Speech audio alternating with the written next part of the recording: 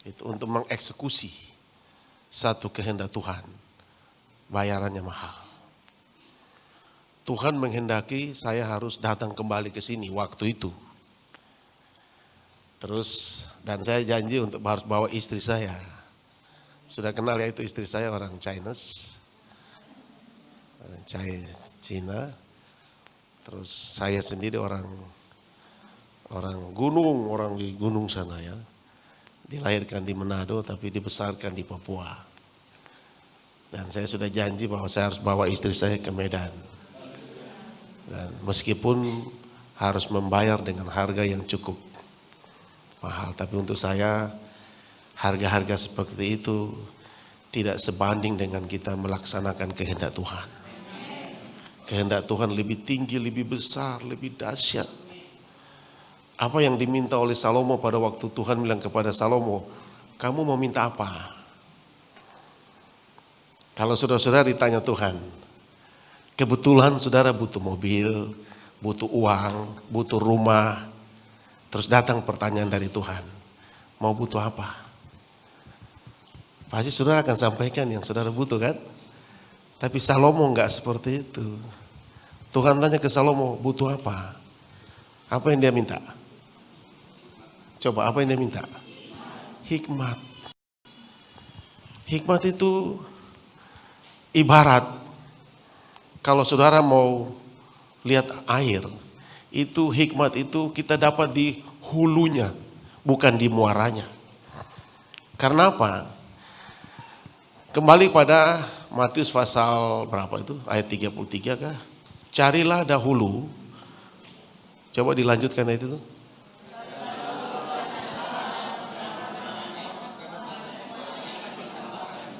Terima kasih. Kerajaan Allah itu hikmat. Itu hikmat. Carilah dahulu kerajaan Allah serta seluruh kebenarannya. Itu hikmat. Maka nggak usah diminta. Iya kan? Nggak usah diminta. Maka yang lain itu akan ditambahkan kepadamu. Saya satu ketika dengan istri akan pelayaran ke satu tempat yang dilanda dengan banjir bandang. Orang-orang yang mati waktu kena banjir bandang itu ratusan. Saya harus ke situ. Terus saya harus bawa istri, bawa anak saya.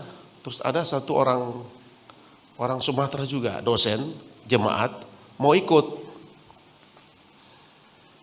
Uang yang ada pada saya itu cukup untuk tiket dan ada sedikit untuk kita punya dan lain-lain. Tahu ya dan lain-lain ya? Ya dan lain itu snack apa itu semua masuk di dan DLL dan lain-lain. Itu tinggal 500 berapa ribu. Sedangkan tiket yang harus saya tanggung satu orang itu 500 satu orang. Saya sudah beli tiket saya, istri sama anak. Nah dia mau ikut lagi, nggak punya uang. Nah uang saya tinggal 500 lebih untuk dan lain-lain itu. Tapi karena dia ingin masuk dalam satu kelompok yang mau melaksanakan kehendak Tuhan, maka saya harus siap berkorban. Saya bilang istri, kasih aja uang itu, belikan tiket dia ikut. Di tangan kalau nggak salah tinggal 25.000. Mau dibikin apa 25.000? Untuk kebutuhan 4 orang, balik aja belum tahu. Habis saya korban, ya itu yang saya mau sampaikan bahwa bayaran dalam mengeksekusi satu kehendak Tuhan itu memang berat. Tapi nanti setelah kita berani mengeksekusi itu seperti janda di Sarfat, berani mengeksekusi satu kehendak Tuhan, bayangkan tinggal tepung sedikit, minyak sedikit, kata janda itu, baru ini janda. Tahu janda ya? Maaf saya kalau ngomong biasa sedikit humor biar saudara nggak ngantuk. Janda itu artinya sudah kehilangan suami.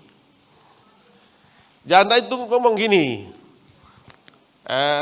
yang ada tinggal tepung sedikit dengan minyak sedikit. Untuk saya dan anak saya makan, besok kami dua mati. Karena sudah nggak punya stok. Apa kata Elia? Apa kata Elia? Oh kalau begitu makan sudah, saya nggak usah. Begitu. Coba, apa kata Elia? Elia sadis nggak?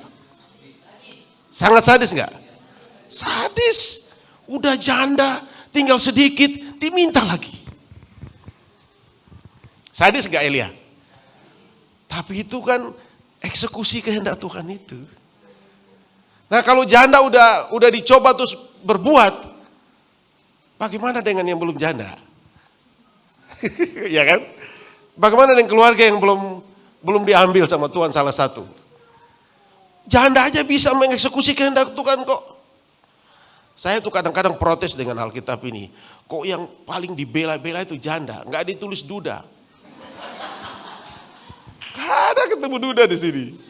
Bolak-balik Alkitab Kejadian Wahyu nggak ada yang ada kasihan terhadap duda, nggak ada. Yang ada itu janda. Jadi bersyukur bagi yang janda itu karena Alkitab menulis dan Alkitab mendukung jandanya banyak sekali ya. Bukan berarti saya menghendaki saudara janda, bukan.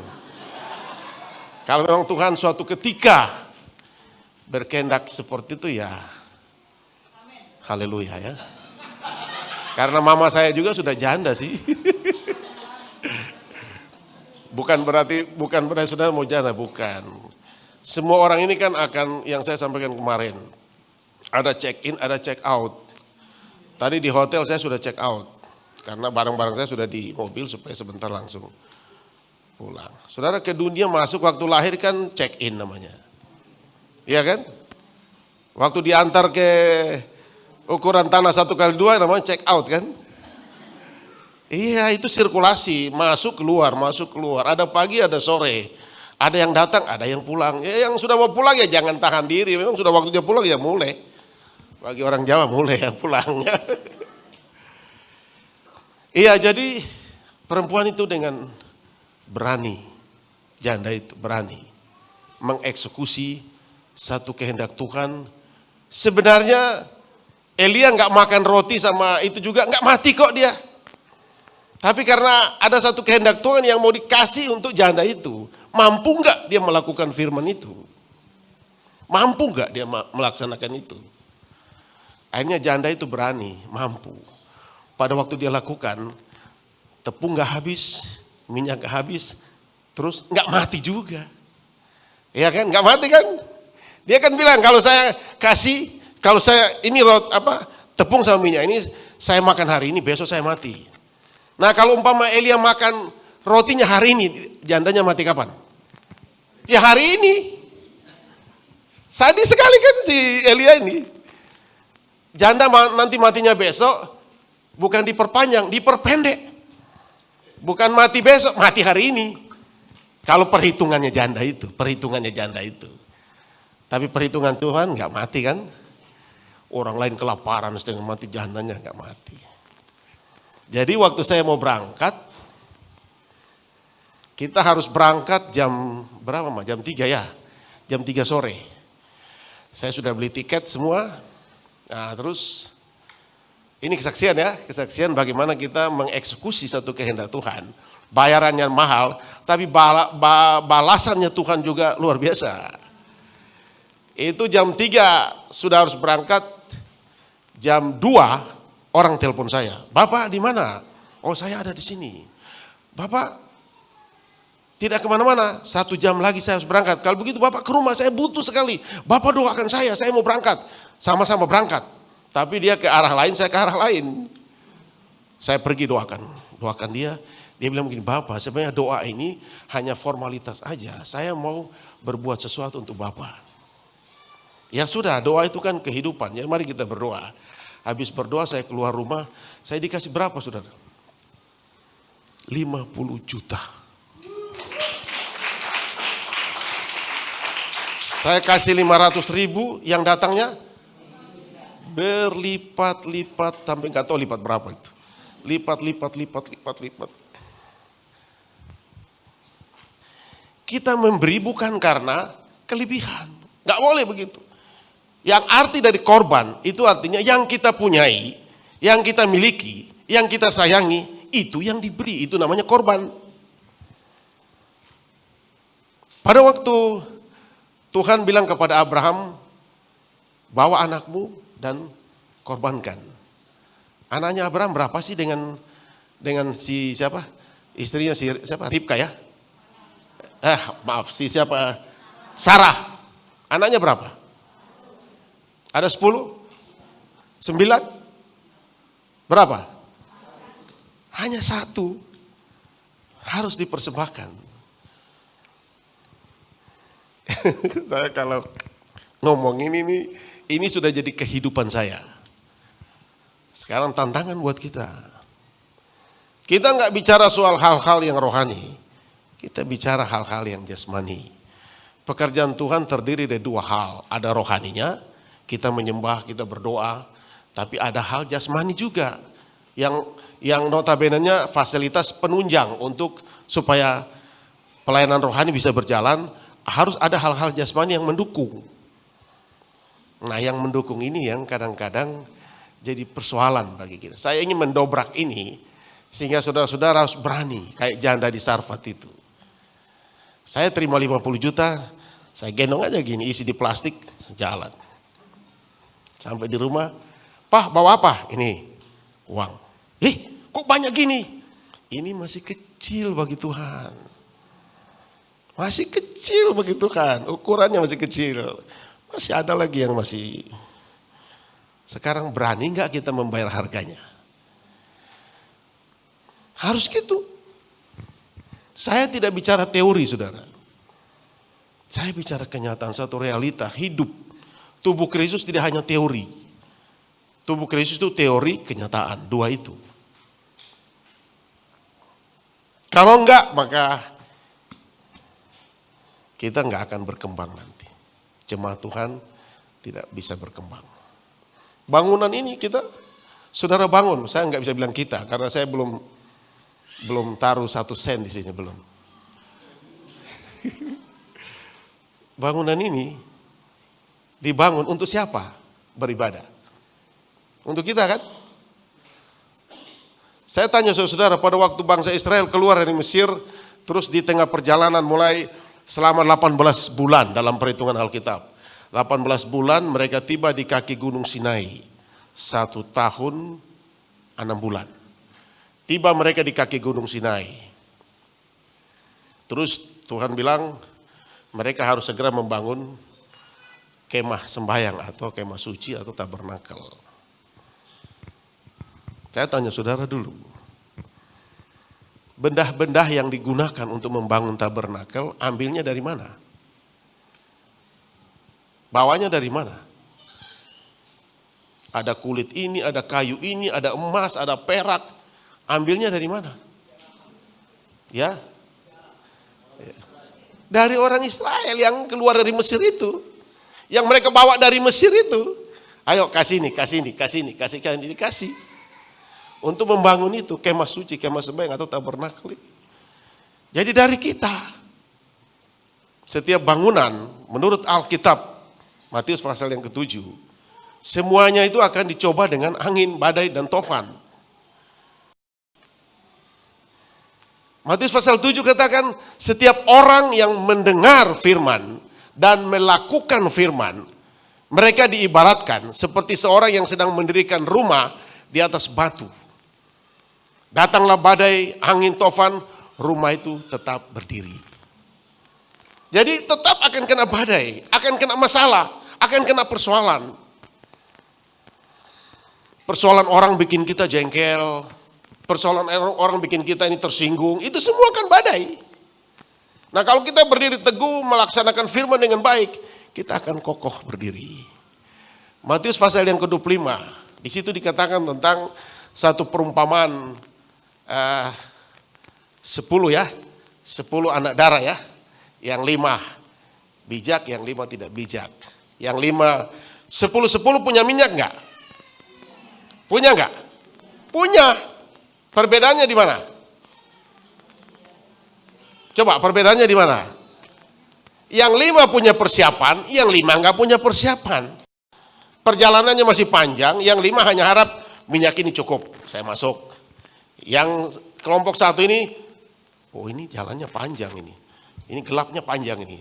Perlu minyak, perlu stok. Ya pegang stok itu. Pertanyaannya saya adalah 10-10 masuk malam atau tidak? Ya, 10-10 ini masuk malam atau tidak? Ya masuk. Artinya badai, masalah, persoalan wajar kita temui. Tapi kita punya stok. Kekuatan ibarat Raja Wali yang teguh berdiri menghadapi badai, kita tetap solid. Kita beri kemuliaan buat Tuhan. Iya, jadi kembali kepada saudara-saudara yang sudah ada di dalam hadirat Tuhan. Kembali kepada tadi yang saya sampaikan. Hadirat Tuhan, artinya kehadiran Tuhan, itu akan memberikan kita ini punya kemampuan bertahan menghadapi segala situasi, cuaca, apapun yang datang menimpa kita akan tetap kokoh berdiri. Dalam Ibrani pasal 9, kemarin saya ada singgung dalam pencerahan sini ya, pasal 9 ayat yang keempat. Dikatakan di situ, kalau saudara belajar tabernakel, nggak ada sini ya. Kalau di Papua itu hampir semua dinding ini ditaruh pelajaran tabernakel, gambar. Jadi kalau kita ngomong tabernakel langsung tunjuk posisinya di sini, sini, kita tahu. Di tabernakel itu ada tiga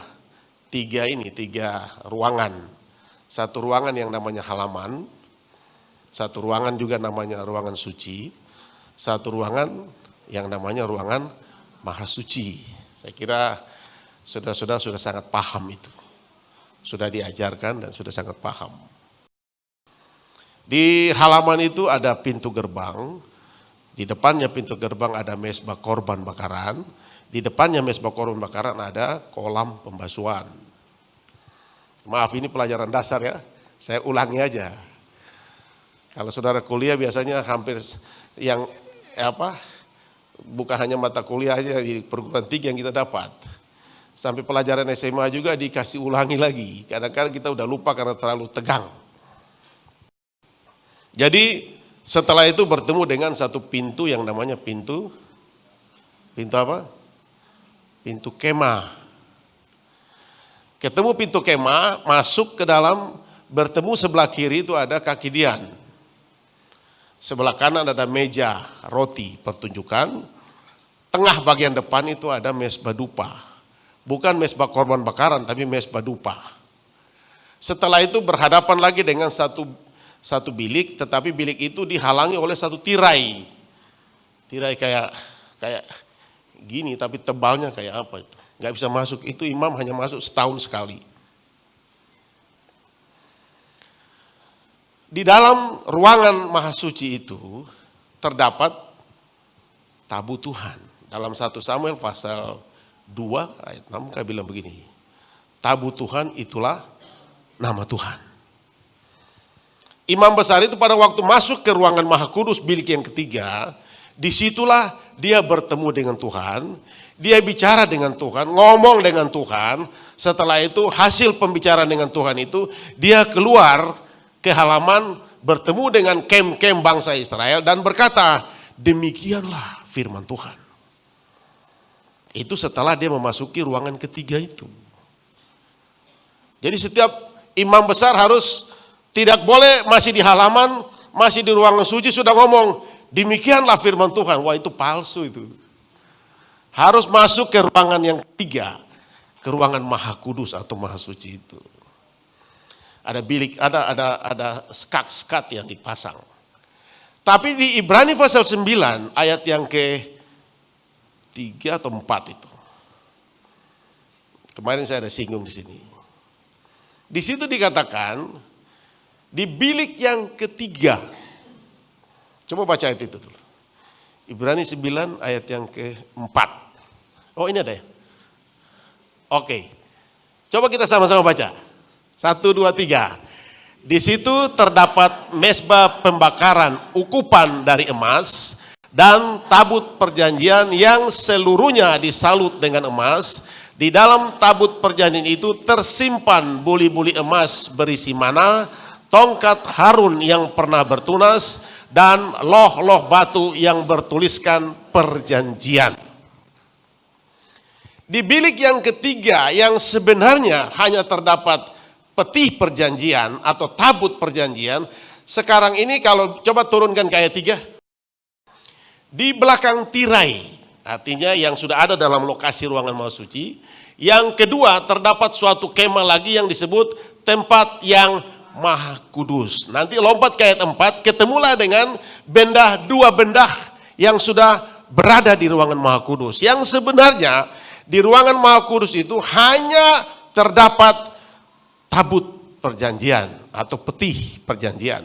Tapi dalam ayat yang keempat tadi, rupanya mesbah dupa sudah disorong masuk ke dalam ruangan maha kudus. Pengertiannya apa? Apa arti dari mesbah dupa? Mesbah dupa adalah satu penyembahan yang dinaikkan ke hadirat Tuhan. Orang-orang yang menyembah Tuhan bertaraf rohani ruangan maha kudus, saudara akan bertemu dengan tabut Tuhan yang adalah nama Tuhan sendiri.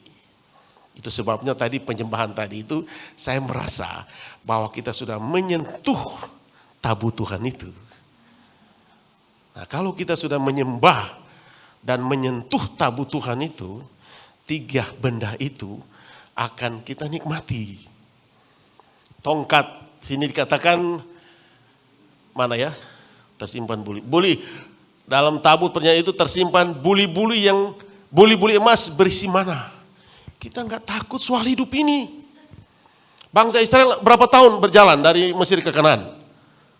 40 sampai di Kades Barnea 38 tahun. Nggak takut makan. Soal hidup, soal pakai, soal makan nggak takut karena Dia yang berjanji, Dia yang akan mengawali dan menjaga kita. Hidup dengan Tuhan gak usah takut. Saya dengan istri, berapa simpanan saya di rekening? Gak ada. Bisa sekolahkan anak saya 3 jadi sarjana semua. 1 jadi sarjana ekonomi, sudah jadi pegawai. 1 sastra Inggris, sudah pegawai di bank. Yang ketiga teknik sipil di Unstrat, sudah selesai sekarang jadi konsultan bangunan di Jayapura. Bangun hotel lantai 12. Berapakah yang saya simpan di rekening untuk membiayai mereka punya sekolah? Gak ada, tanya istri saya. Kalau ada berkat saya pakai pelayanan saja. Tapi kita bisa. Karena apa? Tadi itu. Di sini dikatakan tersimpan buli-buli yang berisi, buli-buli emas, hati yang murni, yang menyimpan manah itu berkat Tuhan. Janganlah kamu dalam Matius pasal 6. Matius 6 atau Rom 6 itu? Matius 6 mungkin. Janganlah kamu takut, khawatir tentang hari esok. Gak usah takut. Tuhan memelihara dan menjaga saudara. Gak usah takut. Gak usah bersungut tiap hari kok makan ini kayak orang Israel. Kok Musa kami ini tiap hari makan mana. Mana itu kayak es ya.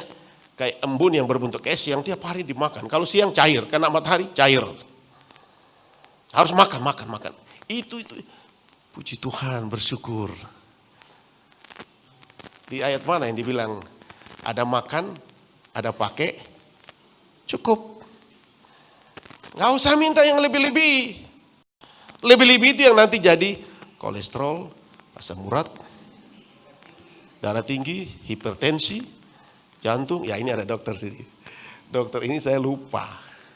Tahun berapa itu ikut youth camp di Jayapura.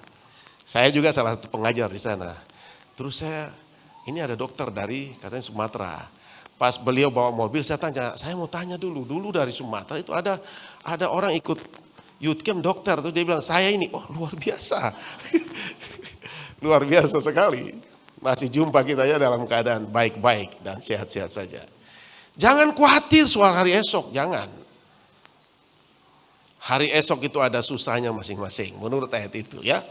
Jadi ibu-ibu, kalau tanggal-tanggal 20-an ke atas, dompetnya sudah agak mulai menipis, jangan khawatir. Biasanya yang khawatir itu yang suka makan berlebihan. Tapi kalau orang yang suka makan apa adanya,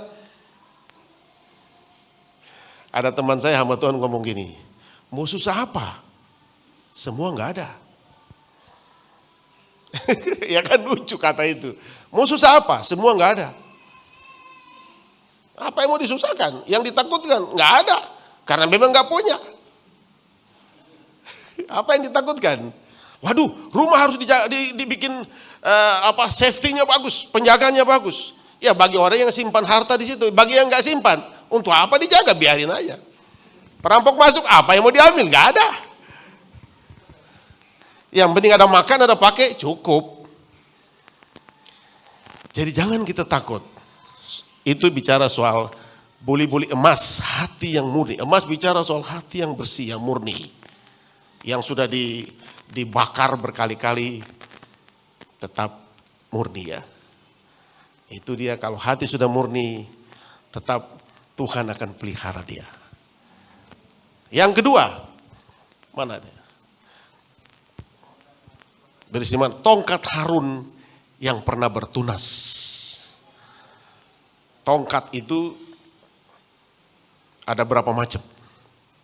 Untuk membantu kita dan juga memberikan kekuasaan kepada kita untuk melakukan apa saja. Itu tongkat. Ada kuasa yang Tuhan berikan kepada kita. Kalau kita sudah bertemu dengan Tuhan, ya, sakitmu hilang, susahmu hilang. Ketemu Tuhan, semua aman-aman. Ya kan?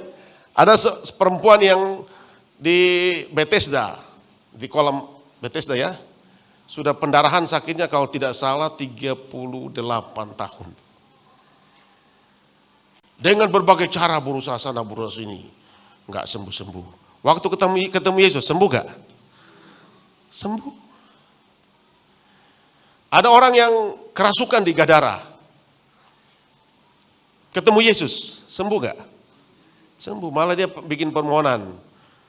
Jangan siksa aku, izinkan aku masuk ke babi-babi. Ya masuklah sana.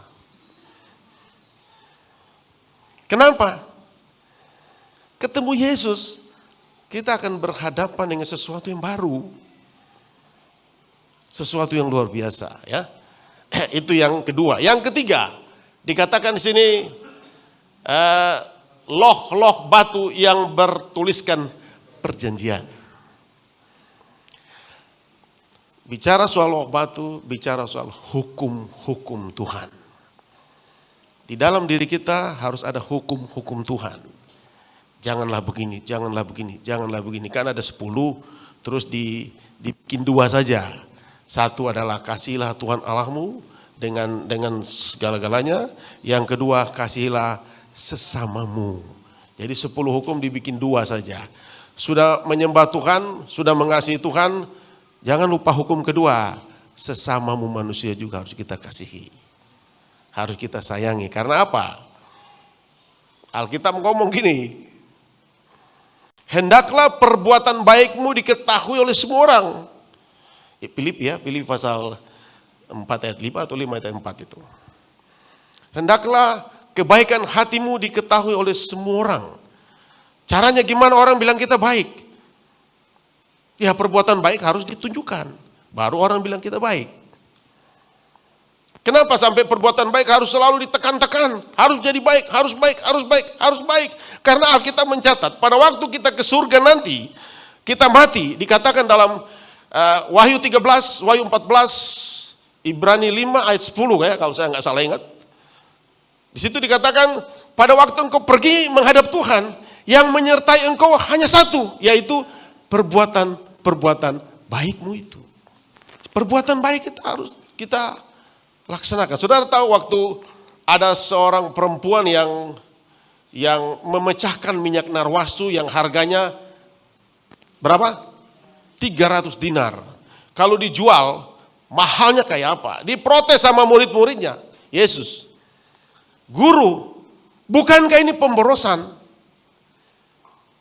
Minyak narwastu yang seharga 300 dinar kalau dijual, terus dibagikan kepada janda-janda, ini bertabrakan dengan firman yang tadi saya sampaikan itu. Ini janda-janda memberi, malah ini dibilang dibagi kepada janda-janda. Bukankah itu lebih bagus, lebih logika, dan itu lebih masuk akal? Murid-murid ngomong ke Yesus begitu. Terus apa kata Yesus?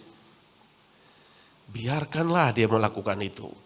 Dia pecahkan minyak narwastu, dia hambur di kaki Yesus, ambil rambutnya kebetulan lagi panjang, kita bilang seka, kalau di sini apa ya? Dia lap gitu.